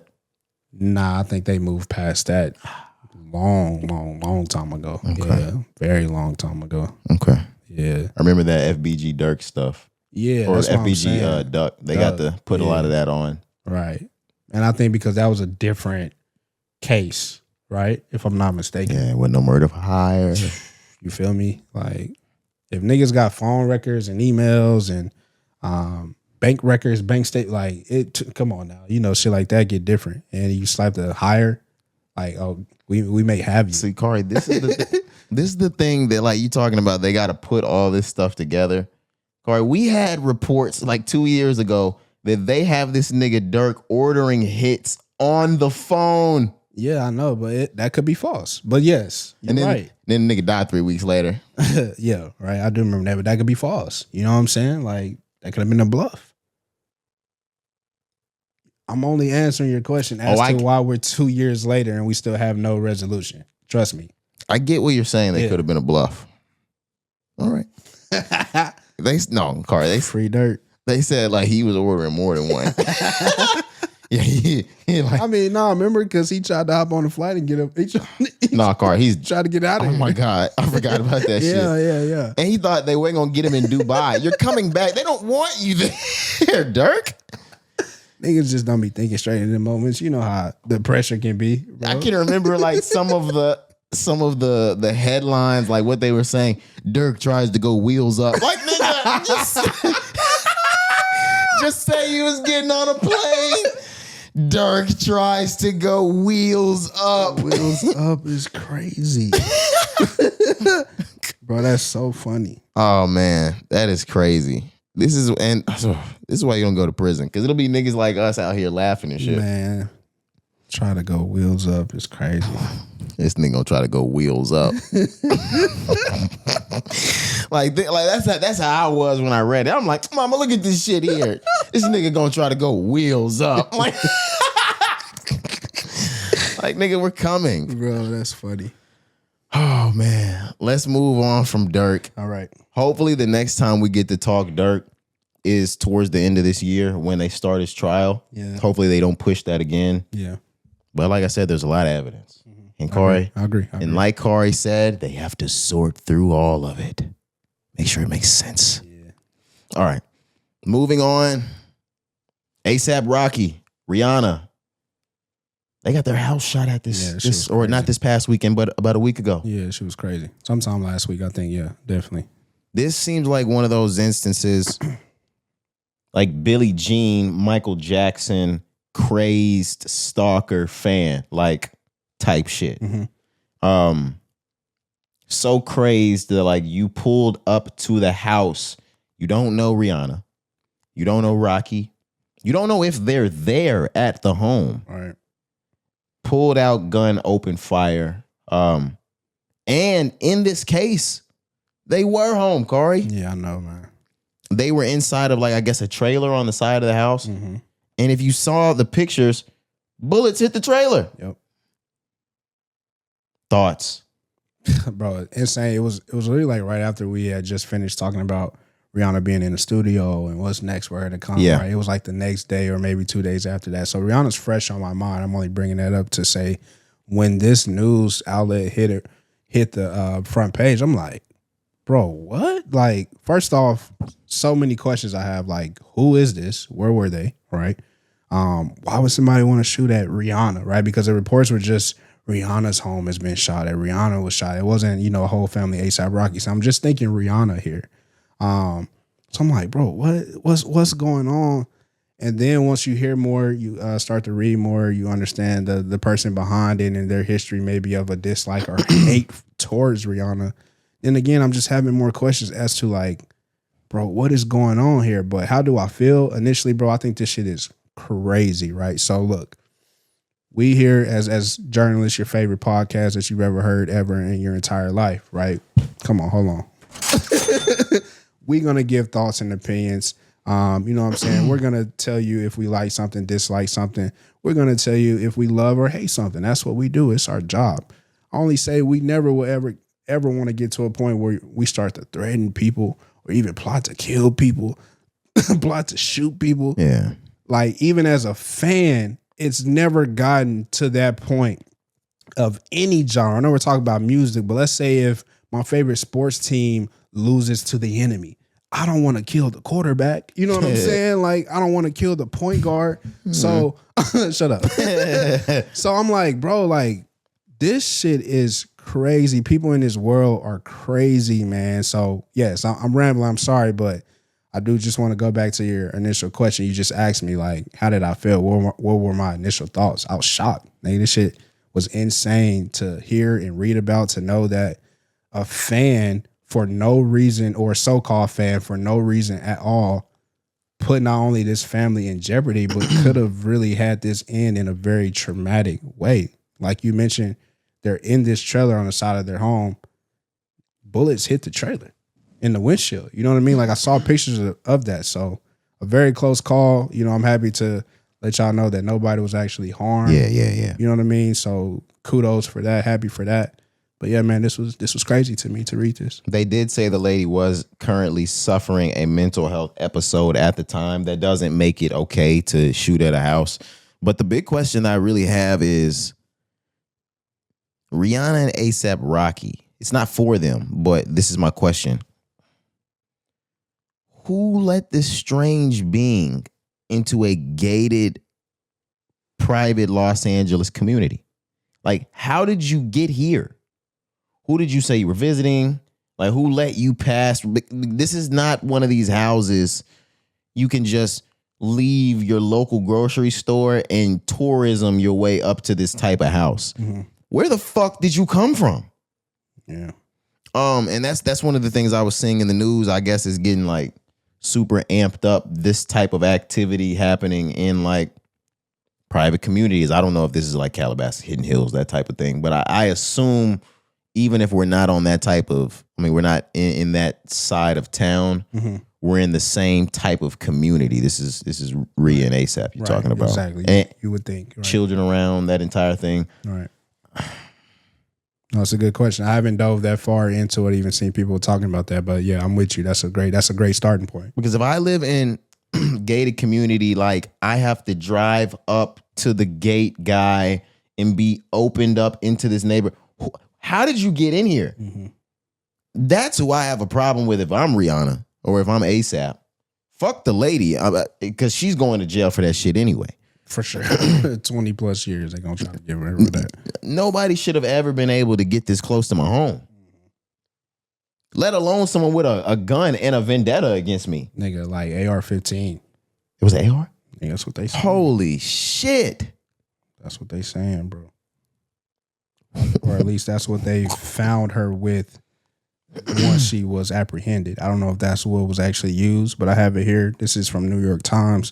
Police say they found an AR-15 style rifle, ammunition, and a blonde wig in her car. Talking about the suspect. Additional ammunition, including a 30-round magazine, was found in the vehicle's trunk. Oh, she's fucking crazy. My nigga. AR-15? Yeah, and I'm looking at it right now. They said there hasn't been a confirmed detailed explanation yet for how the woman got inside of the neighborhood. Okay. Yeah, they said there's going to be security gates, guard checkpoints. Has to be. If there wasn't, I don't understand. But yeah, I mean, you definitely got to ramp it up now. And you got to get down to the bottom of it. Like you said, those questions that we have, they have to answer for that. If it is a, community, neighborhood environment, which we expect that it is, again, talking about, these two prominent figures, I do believe there's a gate. I do believe there are checkpoints. I do believe there's security. So yes, how did we get here first is the question that needs to be answered. And then obviously moving forward, how can we now make sure that this type of thing never happens again? And I'm not just speaking just because it's A$AP and Rihanna. I have no true hold or relationship to these guys, right? Or this family.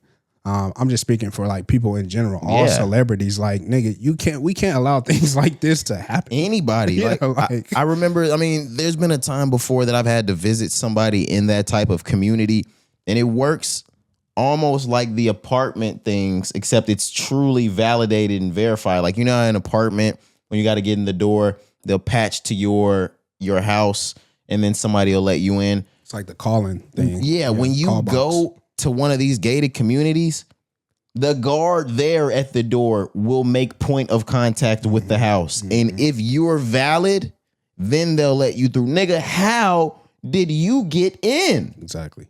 This isn't even like an apartment. You put the right boop, boop, boop, boop in and the gauge. Nigga, who let you in? Yeah. All right. Yes, that's wild to me because the way it was described to me, this is the type of neighborhood that even Rihanna and ASAP have to verify with these people to get into their own shit. How did you get in? All right. Oh, man. She probably held that bitch up. Now I'm thinking about it. Show me where the fuck Rihanna at. Open that shit right now, nigga. Right now. I know Rihanna in here. What the fuck? Hurry up, nigga. Hurry up. Stop shaking this shit. Hit the button. That's crazy. Yeah, insane, bro. Since we're here in Rihanna, ASAP Rocky, Cari, let's talk a little music. Let's talk ASAP Rocky. Okay. He made a couple of posts on Twitter last week. There's been some big drops. Jack Harlow still had to get out of the way, but I forgot who it was. Baby Keem, a couple other people. After they dropped, he said, "Hey, everybody done dropping now? Rollout number 2 on the way." Okay. Is this part 2 to Don't Be Dumb? Are we gonna get that side B? Oh yeah, didn't he say that? I mean, if you even look at the album, it's a 2-part album, right? But Okay, you only get 3 songs from the second part. Yeah, I remember now. So okay, cool. That's what he wants to do. Rollout number 2. I think, you should definitely drop it when nobody else around you is dropping. I think that'll be, a good benefit for you. But I mean, I don't necessarily, have my headlights on for this one and like looking towards it or looking forward to it. When it gets here, I'll play it. But yeah, I mean, Don't Be Dumb was enough for me. I enjoyed it. It was cool. He went number 1, so what he needed to sell. But I'm not necessarily like, all right, yeah, like I need that part 2 now. Like, I've kind of moved on from what Don't Be Dumb, was and what we expected and what we got. If we do get a part 2 and we still continue the Don't Be Dumb rollout, which I'm sure is what's to come, cool. But I don't necessarily love it nor necessarily hate it here for ASAP Rocky. I will speak on my opinion and say you are 100,000% getting a part 2. Number 1, because nobody's leaving an album like that. Just 3 songs. 2 songs in the video or whatever, yeah. Number 2, we're talking ASAP Rocky, Cari, and he hasn't sold you his tour yet. Okay. The album buzz from Don't Be Dumb, the side A, has gone down. I don't really even hear many people talking about the album anymore unless you're playing that Brent Faiyaz track. But like I said, you're talking ASAP Rocky, one of the biggest of the big and one of the biggest of the biggest when it comes to touring. He's got tickets to sell you. Of course. He's definitely coming back out, and he's going to have a fresh set of music. This is where the bangers are going to be. That's what I expect from this. Okay. When he dropped and didn't announce his tour, I immediately thought we got something else up the sleeve in store. But I think all of the songs that are going to be the radio smash hits, party club banger, those, I think you're going to get these headed into the spring to summer, and he's going to tour it. No, that makes sense. And again, I don't remember it's been 2 months. Don't Be Dumb came out early January, but I don't remember exactly, but I do think he spoke on this already. Like, yeah, I'm going to drop Don't Be Dumb and have a part 2 for y'all sometime before, the end of the year. So I think all that we're saying again that, we can probably stand and say we're correct, and that's what everyone should expect moving forward. And yes, again, I didn't remember him not even announcing the tour. So absolutely, if you're going to announce a tour, which we can definitely expect, why not do it on the back of new music, generate a new buzz, and then drop the tour heading out to finish the year? I definitely agree with you there. Okay. Yeah, I don't have any more for ASAP Rocky's rollout. I enjoyed his album, Don't Be Dumb. Mm-hmm. I'm looking forward to hearing the follow-up to it, or the part B, side B, whatever you would like to call it, disc 2. I'm looking forward to hearing it. Yeah. He's trying to come put J. Cole out of his misery on a side 2. The best double album of the year. Yeah. That's crazy. But let's keep moving forward. 2 Chainz is in the list of news today, Cari, because I didn't know 2 Chainz has a New York Times best seller out at the moment. Yeah, bro. That is crazy. The way time flies, like he was known for bitches and selling dope back in 2008 through like 13, 14. Then you saw him move into fatherhood, and then the image started to clean up. He becomes more commercial. And now he's got a best seller on the New York Times. Yeah, brother. Definitely a hell of a run, hell of a transition. Like you said, I mean, 2 Chainz is like a trap legend. You know what I'm saying? Really somebody who got it from the streets. You know what I'm saying? And every aspect of it, whether it's just selling drugs, the growth, ins and outs, you know what I mean?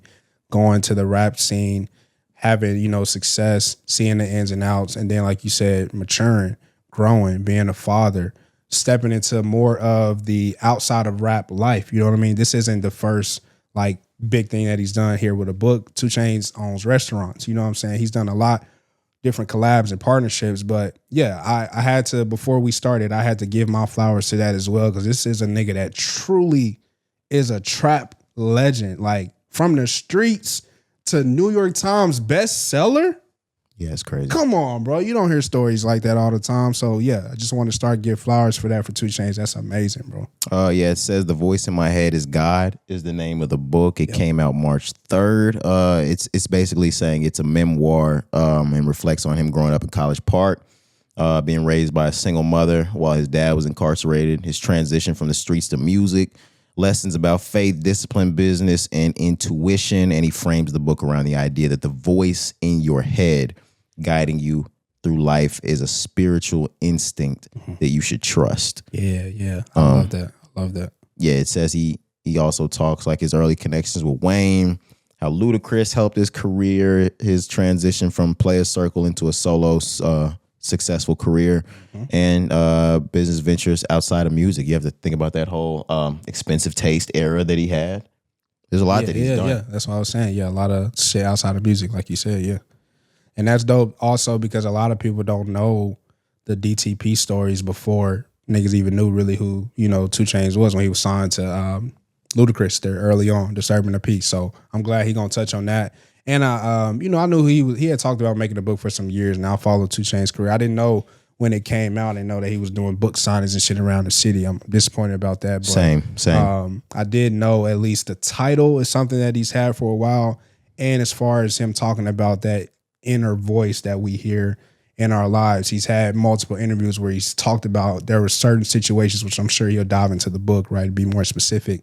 But there's certain moments in his life that he truly recounts as to feeling the pressure or not knowing which way to go, what decision to make, and just listening to that voice that we have inside, that inner thoughts, that voice in your head.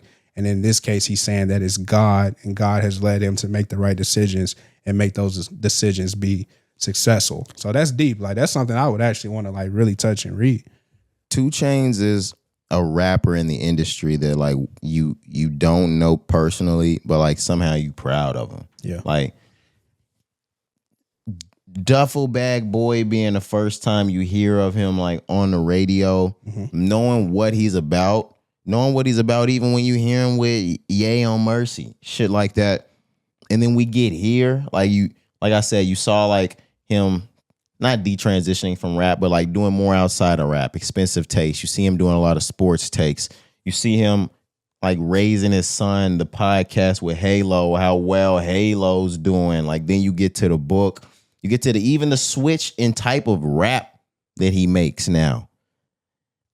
Man, it's just like a night and day type of thing that when rappers get older, you like seeing. Like the same thing like when we watch the Being Eddie doc of Eddie Murphy, and you look at like his later stages in life and you wish that he was still making comedy or doing stand-up or in mainstream movies. And you're like, nah, but look at fucking Eddie Murphy, dude. Yep. Look at his family. Yep. Look at what he's got going on. Like, yeah, no, 2 Chainz not low key. 2 Chainz is winning. Absolutely, bro. Again, not to just reiterate everything that you just said and myself earlier, like I just agree. And I love that with, people that we listen to from early on and look up to and things like that, we can see them live long lives and become successful and gain new business ventures. And include their family in the business, pass the shit on to their kids. Like, that's what it's all supposed to be about. Anyways, niggas get into whatever genre or arena with one goal in mind. Like, of course, you want to make it, but you want to be able to use this shit to do something else. Yeah. You know what I mean? So niggas in 2 Chainz situation, it was the streets first, right? You use the streets to then connect you to music. Then you use the music to connect you to all these other business ventures that we just went over and reach new levels there, all the way to where shit, again, like, nigga took it from the streets to New York Times. You know what I mean? Like, it's a crazy journey that you can only appreciate. And yes, I second what you said once again. Like, I'm happy that we can see niggas grow into their 40s, 50s, 60s, 70s and be successful and pass the shit on to their families. That's what you want to do. Absolutely. Yeah. You know what I mean? Love that, bro. And yeah, I think that kind of segues us into our very last topic, which is Dr. Dre doing that exact same thing. Mm-hmm. Dr. Dre, I'll say, has been on the bubble of being a billionaire for the last 15 years. I feel like this nigga's had a net worth of 800 million forever. Yeah. I mean, there's some controversy there, but yes. True. Nevertheless, this past week, Dr. Dre has finally been reported as a billionaire by Forbes. You can think about Beats. You can think about his entire catalog, music, yep, production, artists.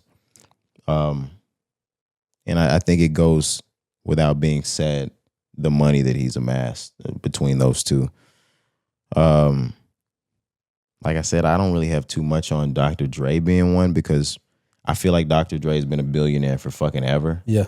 But yeah, go into what you were saying about the more controversial part of it. So if you just remember the last time, I think it was early 2010s, whenever the first sort of like sale or agreement or stake that he sold off from Beats, or maybe it was the Apple Music agreement there, but he was technically already supposed to be a billionaire with a so-called deal. It was announced, it was reported, but they kept it low key. But while he was making a deal, or around the time he was making a deal, there's this viral video. You can look it up. Him and Tyrese are together somewhere. I think they're in the studio, but I think they're having a good time, spending time with each other, and maybe hadn't had a few drinks. Niggas get tipsy, niggas get drunk. Tyrese then gets on his phone and makes a video talking about like, hey, this the next billionaire again. Dr. Dre at this time has already sold up the deal to be so-called first billionaire in rap, but it wasn't reported yet. But he lets Tyrese know. Tyrese spoils it. And because of that, whatever deal that Dr. Dre had at the time, they renegotiated the deal, made him take lesser money, and raised his value it lowered his value or his attempt to be a billionaire at that time. So that's the only reason why I say, like, technically the guy's already been here, like you mentioned, at least been floating around this line. And I think now eventually he just gets it. But regardless of that, again, another story here for Dr. Dre, Andre Young. Same thing as 2 Chainz. Niggas take it from the streets to rap to being in buildings that most people never can achieve or get to.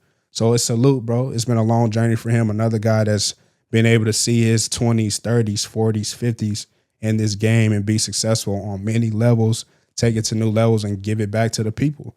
So again, you can only just be proud of that, applaud that, and want to see more black figures accomplish that. So whether it's 2 Chainz or Dr. Dre or whoever else may be next, these are all things that we should applaud and strive to want to get to, man. So it's big, bro. Black power, you know what I'm saying? Black people having money, millionaire, billionaire status, New York Times, whatever it may be. Like, got lots of black billionaires shit now. Like that is amazing. You know what I mean? So shout out to Dr. Dre for at least officially now getting that $1 billion tag, nigga. That's big. Yeah, man. It's big. I don't have anything else to say, but for real, I'm trying to hit $1 billion. Yeah, no, for sure. I'm trying to hit $1 million, nigga. Right, I'm trying to hit 100,000. Shit. Facts, nigga. But yeah, outside of that, I don't think we have too much to cover anymore. Yeah, I think I'm good, bro. All right, we'll get out of here and get out of your hair for right now. But that was episode 406 of the Rise and Grind podcast. We'll see you Thursday. I'm Roderick. I'm Cari. All right, man, let's go.